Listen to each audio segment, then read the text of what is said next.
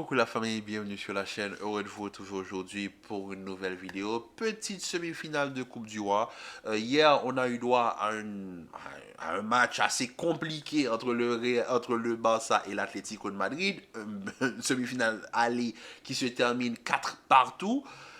Ah, ça, ce match-là, il fallait le voir pour comprendre ce qui s'est passé parce que l'Atlético qui mène avant même la 6e minute de jeu, avant même la 15e minute, Barcelone égalise. Barcelone arrive à ramener le score à 4-2 et ensuite ils se font égaliser à la toute fin avec Sorlotte qui vient mettre sa petite cerise sur le gâteau comme à son habitude.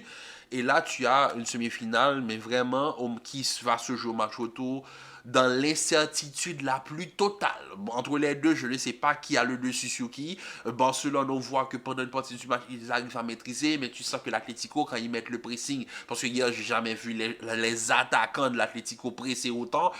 Et quand ils sont dans ce genre de match-là, tu trouves un Atlético qui sort de grandes performances. Donc l'Atlético et le Barça, pour moi, il n'y a pas forcément de favoris. Tout va se jouer au match retour. Et j'espère qu'on aura un match aussi épicé que le match qu'on a eu droit hier. Tandis qu'aujourd'hui, on a eu droit à un Real Madrid-Real Sociedad qui aujourd'hui était un petit peu fade. Contrairement au match d'hier. Un Real Madrid qui quand même s'est imposé un but à zéro, pardon. Magnifique but, splendide but délicieux de la part de Hendrik. Hendrik qui aujourd'hui nous met un petit extérieur du pied sur Remiro, mais franchement digne de grand attaquant. Hendrik qui prend ce qu'on lui donne, franchement, on ne va pas se mentir. Hendrik, il arrive au Real Madrid, tandis que encore, quand tu regardes la ligne offensive, tu as des Kylian Mbappé, des Rodrigo, des Vinicius. Hendrik, il se dit, là, je ne peux pas être titulaire. Donc forcément, il doit se contenter de rôle de numéro 2 au niveau du poste de numéro 9. Et franchement, il le fait à merveille. Il arrive, tu sens que c'est un joueur qui forcément n'a pas totalement tous ses réflexes, tous ses repères, pardon. Mais tu vois que c'est un attaquant qui a le sens du but. Parce que le contrôle qu'il te fait pour ramener le ballon, pour ensuite enchaîner d'un extérieur du pied, avoir le sang-froid de le faire à ce niveau et à cet âge, c'est digne d'un grand attaquant. Et c'est digne d'un joueur qui a un très grand futur devant lui. Hendrik, aujourd'hui, il nous propose du bon contenu. Et ça fait plaisir. Mais malheureusement, je ne peux pas dire la même chose de Arda Güler. Et là, je veux parler à Ancelotti encore une fois. Je ne sais pas quoi dire pour que Ancelotti commence à insérer, à introduire certains joueurs dans le collectif. On le voit aujourd'hui. Autant Hendrik, ce qu'il a fait aujourd'hui, tout le monde va en parler parce que Hendrik, on le sait, c'est un attaquant que tout le monde a envie de voir. Mais Ada, aujourd'hui, je suis désolé, j'ai vu un joueur qui n'est pas en confiance et un joueur qui je sens, qui va partir sur un déclin. Et ça fait mal. Parce que Arda n'est pas responsabilisé. Arda, aujourd'hui, face à un Munoz, par exemple, j'ai trouvé un Arda qui n'arrive même pas à fixer son vis-à-vis.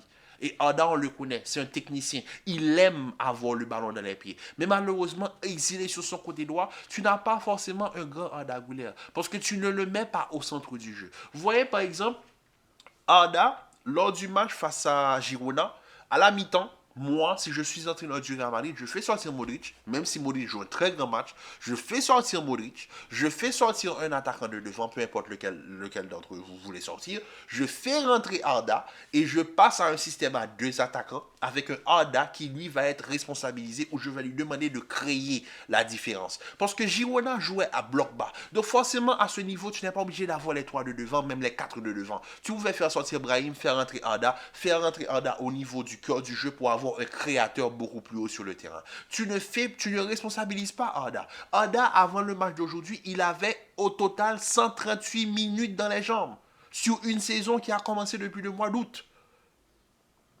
Depuis le mois d'août. C'est-à-dire entre août et février, le gars n'a même pas 3 matchs de football dans les pieds. C'est compliqué. Donc, on ne peut pas s'attendre à avoir quand même un Arda Güler qui va nous sortir une grande performance. Henrik, aujourd'hui, il marque son but. Ensuite, dans le match, j'ai vu que de bons appels, mais on n'a pas, l'a pas trop vu ensuite pour le reste de la partie. Donc, aujourd'hui, sur la seule petite action qu'Henrik nous a eu à nous offrir, il nous rend ce qu'on attend de lui. On attend de voir un attaquant, un numéro 9, il nous donne une action de numéro 9. Mais Arda, c'est un créateur. Tu ne peux pas mettre un créateur comme Arda, tu l'exiges sur un côté droit juste pour avoir du collectif. Ça ne fait pas de sens. On n'est pas sur FUT. On n'est pas sur FUT. Tu ne peux pas avoir un joueur juste qui est là juste pour avoir le collectif, pour avoir le 11 de départ. Non, tu dois mettre le joueur dans des conditions pour que le joueur puisse réussir à élargir sa palette technique. Tu l'exiles sur un côté et aujourd'hui tu as un Arda qui est en train de trébucher, qui va partir vers un déclin au niveau du Real Madrid. Et ça fait mal. Parce que Arda, c'est un joueur qui est tellement prometteur, qui a tellement plus à offrir à Real Madrid. Mais malheureusement, Ancelotti ne sait pas apprécier ce qu'Arda lui offre.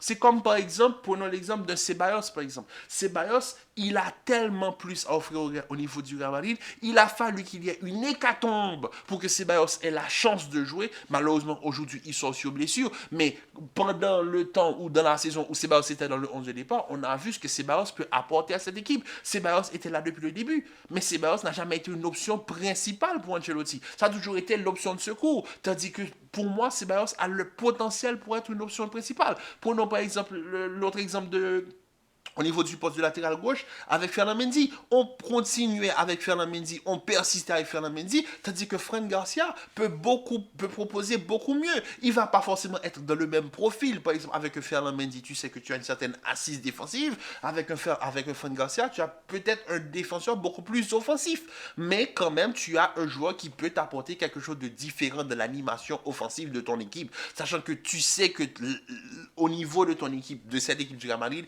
tu pénètres énormément sur le point de vue offensif. Donc Fran Garcia avait sa carte à jouer. Et on l'a vu cette saison, il est beaucoup plus à l'aise. Il prend beaucoup plus de liberté. Aujourd'hui, Fran Garcia n'a pas sorti un grand match, mais Fran Garcia, pour ce qu'il nous a proposé depuis le début de saison, il nous a sorti un plutôt bon match aujourd'hui. Et franchement, c'est amplement suffisant. Donc, pour revenir sur le cas de Arda, tu ne peux pas le mettre dans un match face à la Real Sociedad avec 138 minutes dans les jambes et tu lui demandes de faire ce qu'il peut. Il ne peut pas. Il ne peut pas. Et c'est là que tu vois qu'il n'y a pas de fond de jeu au niveau de cette équipe du Real Madrid. Le Real Madrid gagne aujourd'hui, oui. Mais Dieu merci, on a Lounine. Courtois n'est pas là aujourd'hui, c'est Lounine qui est là. Lounine, franchement, encore un autre qui mériterait d'être une option principale. Mais Lounine, sans Lounine, il n'y a pas. Mais sans Lounine, je ne sais même pas combien de buts on encaisse. Combien de fois Lounine nous a sauvés aujourd'hui? Combien de fois Lounine nous a sauvés aujourd'hui? Il y a énormément de bonnes choses que j'ai vues aujourd'hui. Bellingham, la passe qu'il fait pour le but d'Hendrick, c'est bien. Vinicius qui fait des petites différences, même si aujourd'hui je ne vais pas rester là, cette vidéo-là, je ne vais pas parler des choses racistes. Parce que ce n'est pas nécessaire pour moi, c'est des idiots, je n'ai pas besoin de les nommer. Ça, pour moi, c'est une perte de temps. Ça ne changera pas. On va en parler, mais ça ne changera pas. Et ensuite, tu as une équipe qui tourne autour d'énormément d'individualité, avec un Bellingham qui peut te sortir comme la passe qu'il fait pour le but d'Hendrick. La passe décisive de Bellingham, elle est extraordinaire. La passe est dosée. Hendrick n'avait qu'une seule chose à faire, c'est redresser le contrôle. Et ensuite, l'enchaînement, c'est grandiose, il n'y a rien à dire. Donc, tu vois que c'est une équipe qui est là, qui te propose du beau jeu, mais heureusement que ce soit des grands joueurs. Parce que sans ça, tu n'as pas ce résultat positif. J'ai vu de très bonnes individualités, mais qui pour moi ne sont pas forcément les meilleures choses à en tirer. Parce que quand tu regardes cette équipe du Real Madrid, quand tu regardes le Barça hier, le Barça face à Atlético, tu vois que le réveil est un réveil collectif. Tu vois que par exemple, en début de match, Lamine n'était pas encore dans son match. Koundé n'était pas encore dans son match. Mais dès qu'il a fallu redresser la baraque, tout le monde est rentré dans le match. Tout le monde a su faire les bons appels. Tout le monde a su se positionner au bon endroit. Et là, tu as eu une équipe tout de suite. Et c'est pour cela qu'ils égalisent aussi vite. Et c'est pour cela qu'ils arrivent à prendre le dessus sur l'Atlético. Parce que le réveil est un réveil collectif. Du côté du Real Madrid, tu as des individualités. Et ça, je le dis, ça ne peut pas t'emmener ça ne peut pas t'emmener au sommet. Tu vas arriver à un point où il y a des équipes, tu ne vas pas pouvoir les battre. Le Barça, c'est peut-être la pire équipe à jouer pour le Real Madrid cette année. Parce que le Barça, c'est un collectif. C'est pas forcément des individualités, c'est un collectif. Les joueurs sont responsabilisés. Par exemple, un joueur comme Pedri, mais Hansi Flick va jamais prendre un joueur comme Pedri et éliminer ce côté créatif que Pedri peut apporter dans le système de jeu. Donc, vous voyez ce que je veux dire? Donc, c'est ça que j'attends de Arda, en fait. J'attends que Ancelotti dise à Arda, tu rentres, le jeu tourne autour de toi, fais les différences et rends-nous fiers. C'est ce qu'il faut faire en fait. Il faut mettre le joueur en confiance. Et quand on voit Arda, c'est pas un joueur qui est en confiance. Sachant que c'est sa deuxième année au niveau du Real Madrid. La première année, il ne faisait que se blesser. Il a pris du temps, il a joué un bon Euro. J'attendais quand même que Ancelotti le titularise beaucoup plus. Malheureusement, ce n'est pas le cas. Pourquoi? Parce qu'il s'attend à ce que Arda fasse Au fait, je sais même pas. Au fait, je comprends pas ce qu'Ancelotti attend d'Arda. Franchement, moi, je vous pose la question. Quand vous voyez le dispositif de départ, quand vous voyez comment le jeu tourne autour d'Arda Güler dans cette équipe-là aujourd'hui, est-ce que vous sentez que c'est un joueur qui est responsabilisé? Est-ce que vous sentez que dans le 11 là, les 11 joueurs ont une responsabilité? Parce que c'est ça mon problème. Quand je regarde cette équipe, par exemple, tu mets Asensio latéral droit. Depuis quelques temps, je vois que c'est quelque chose qu'ils essaient de tenter, Asensio latéral droit. Est-ce que Asensio latéral droit, c'est forcément l'option la plus safe? Non, pour moi, Asensio est latéral droit juste parce que Vasquez n'est pas prêt et que Valverde est encore au repos. Donc, on met Asensio latéral droit, il fera ce qu'il peut. C'est pas responsabiliser quelqu'un, en fait. Parce que tu ne mets pas Asensio dans un poste où il doit mettre en valeur ses qualités. Tu fais reculer Tchouaméni aujourd'hui, tout ça parce que tu mets Asensio un petit peu sur le côté droit. Ce qui fait pas trop de sens pour moi, à mon avis. Et c'est pour cela que parfois, quand tu regardes cette équipe du Real Madrid, tu te dis que ça fait pas de sens. Autant tu peux être content du résultat, tu te dis que tu as un orteil en finale, parce que la Real Sociedad, on le sait, tout son match retour, ça va être un petit peu compliqué, mais au Bernabeu, ça va être un match complètement différent. Je pense que le Real va venir avec un autre 11. Ça va pas être le même 11 de départ. Peut-être qu'il y aura Kylian Mbappé, peut-être qu'il y aura Thibaut Courtois. Donc on ne sait pas. Donc forcément, le Real va venir avec de nouvelles armes. On ne sait pas comment ça va se passer. Mais bon, on sait que le match va être complètement différent au Bernabeu, donc je pense que le Real peut se dire qu'ils ont encore une orteil, pas encore un pied total, mais une orteil au niveau de la finale. Autant de l'autre côté, tu peux te dire que tu ne sais pas encore qui va être en finale entre l'Atlético et le Barça. Mais tu te dis qu'il y a un problème.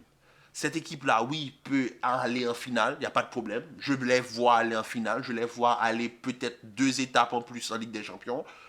Est-ce que les individualités vont te permettre de remporter une Liga? Je ne sais pas. Peut-être, peut-être pas, parce qu'on le sait, en Liga, c'est 38 matchs.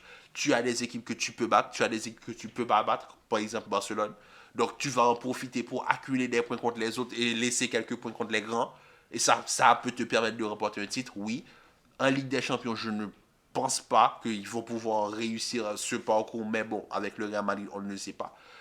Et même là, s'ils arrivent en finale, ils vont tomber contre l'une des deux équipes qu'ils n'arrivent pas à battre. C'est-à-dire le Barça qui ne met que des racles au Real Madrid et l'Atlético que le Real n'arrive pas à battre. Et là, tu te poses des bonnes questions. Tu te dis que c'est pas suffisant. J'attends beaucoup plus de cette équipe. J'attends beaucoup plus de cette équipe. Et ça, franchement, c'est frustrant. Il y a tellement mieux à faire. En tout cas, bref, la famille. Petite vidéo qui est assez longue quand même.